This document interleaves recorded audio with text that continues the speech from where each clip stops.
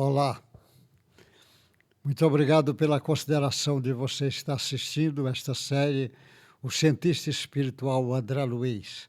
Se você gostar, passe para frente, porque o que interessa para mim é chamar a atenção do André Luiz, do trabalho que ele traz e a quantidade de informações científicas que esse homem trouxe, esse espírito trouxe para todos nós.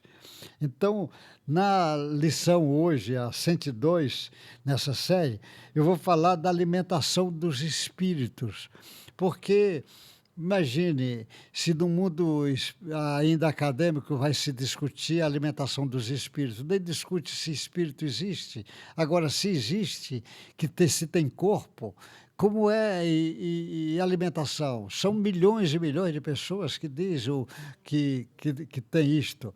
Ah, o espírito, o próprio André Luiz, ele conta no seu livro Nosso Lar, que ele no início ele não sabia, mas ele sentia fome, sentia sede, e ele chamava a atenção disso. E ele não entendia porque ele já tinha desencarnado, ele sabia, mas que ele tinha corpo, ele não entendia como é isso.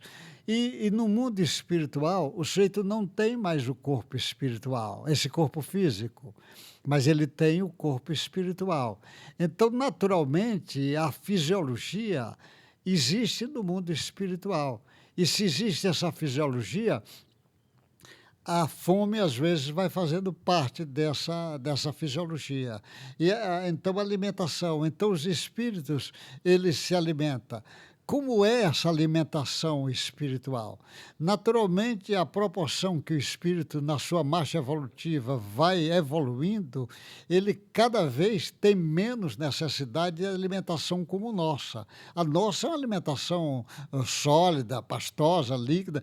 De um modo geral, no mundo espiritual, ela vai sendo diferente. Mas os espíritos ainda mais atrasados, em termos de evolução, de entendimento, ele vai ter necessidade, ele sente uma necessidade imensa de alimentação.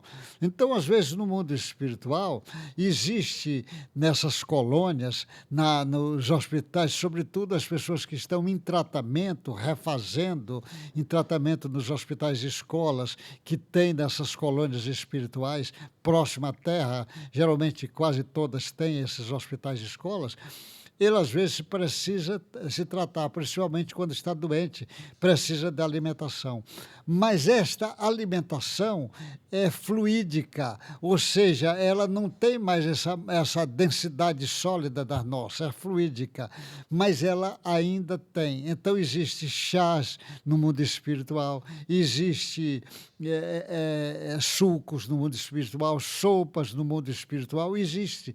Existe até casos dele descrever deles formar tipo fluidicamente, tipo uma fruta, ou tipo, por exemplo, como se fosse uma tomate, como se fosse uma fruta, mais fluídica, porque ainda o espírito precisa disso. Naturalmente, quanto mais atrasado, mais precisa. Você vê que nos espíritos atrasados, você vê nesses lugares que tem, por exemplo, matadouro, eles aproximarem de lá para receber aquele fluido energético ali do sangue dos animais. Existem esses casos, do sujeito aproximar de espíritos que estão desencarnando para ver se suga aquela energia vital dele. Existem casos desse tipo. Ele precisa ainda disto, ele ainda tem necessidade disso. Eu lembro uma vez o Chico Xavier contando numa casa que tinha lá uma vasilha cheia de frutas e viu o espírito chegar para sugar a banana, a energia vital e as vitaminas da banana. Ele disse, você veja como ele retirou a energia vital da banana. Mas o que acontece lá no mundo espiritual tem a proporção que ele vai evoluindo, ele não vai precisar mais esse tipo de alimentação. A alimentação dos espíritos que vai na direção do puro, a alimentação é o amor, é a vibração, a frequência vibratória do ambiente, porque a pele é como se fosse esse corpo espiritual, ele não tem essa densidade comprimida como a nossa aqui. Os átomos estão afastados. Então ele tem porosidade para receber a frequência vibratória de uma boa música, dos bons pensamentos, de um ambiente de fraternidade, de amor, da camaradagem que estão trabalhando, às vezes, em ideais nobres, nas pessoas que estão discutindo e tentando vivenciar o Evangelho. Eles normalmente evitam pensamentos egoísticos, porque esse pensamento vai influenciar um ou outro, vai na direção do amor.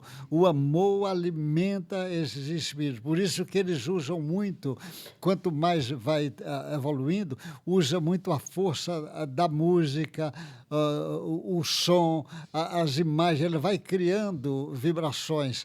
E o amor vai prevalecendo nessas vibrações. Os pensamentos é muito importante como alimentação do mundo, no mundo espiritual superior. Mas no atrasado ele ainda precisa. De tal forma que o André Luiz chama a atenção, uma coisa que impressiona, ele diz, por exemplo, no nosso lar, e de outras colônias tem, no nosso lar, como ainda tem muita pessoa doente que precisa, ele diz que existe fábrica de alimentos fluídicos. Fábricas de alimentos fluídicos, porque é dada para os hospitais, porque o enfermeiro vai trabalhar, ele não vai poder preparar aquilo. Não é só o pensamento, eles usam materiais. Então, fábricas espirituais no mundo, na colônia Nosso Lar, ele fala dessas fábricas que fabricam alimentos ainda para ser distribuído ali naquele ambiente. Mas a proporção que vai evoluindo vai na direção do amor. O amor é como se fosse o maior alimento que possa existir. Um alimento também que é muito usado no mundo espiritual, e é usado aqui no nosso meio, mas às vezes no nosso meio não é olhado como alimento, é a água. Eles usam muita água como alimento, porque a água ela sofre uma influência magnética muito grande e ela tem capacidade de absorver coisas que precisam ser eliminadas, mas também ela traz forças magnéticas para aquele corpo que está aí. Então, a água também é um alimento espetacular usado no mundo espiritual. Então, o alimento é um capítulo imenso, que nós ainda voltaremos a falar sobre isto, mas é uma surpresa ele chamar a atenção esse tipo de alimentos que vai existir no mundo espiritual. Existir fábrica de alimento em colônias próximas à Terra, porque em colônias mais evoluídas não há necessidade dessas fábricas.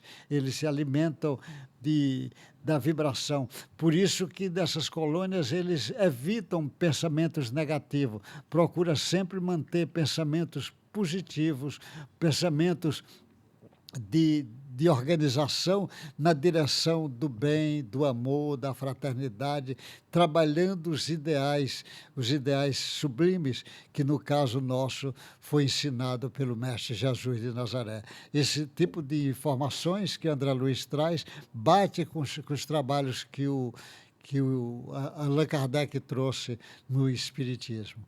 Que Deus guarde vocês, boa sorte e até o próximo encontro nessa série André Luiz, o cientista espiritual.